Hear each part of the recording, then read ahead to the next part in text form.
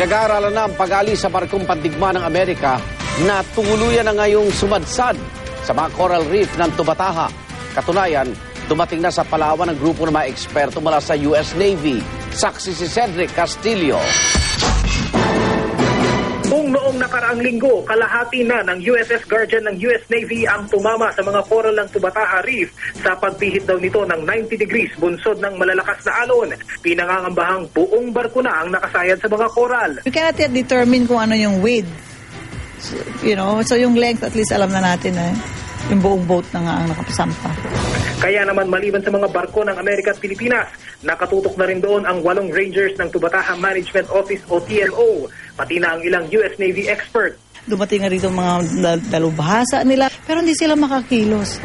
Malalaki ang alon. Kailangan talaga na makita ito kung barko na ito at ma-assess nila properly kasi hindi naman yan parang isang barko na hilain mo lang. Kaya ang DOTC bumuo na ng Task Force Salvage na tututok sa paghila sa barko. And he wanted to make sure that we be proactive in this, we minimize damage. We should have a close coordination with the Americans that we shouldn't just allow them to conduct their salvage operations on their own. Naglokong navigation chart data ang paliwanag ng Amerika sa di raw sinasadyang pagpasok sa Tubataha Reef na ayon sa Republic Act 10067 ay bawal puntahan maliban kung para sa tourism at research. Wala pang oil spill sa ngayon pero pag-aaralan daw ng fact-finding team ng Coast Guard kung posible itong mangyari. Sa isang pahayag, sinabi ng commander ng US Navy 7th Fleet na ikinalulungkot daw nila ang pinsalang dulot ng pagsadsad ng USS Guardian sa Tubataha Reef.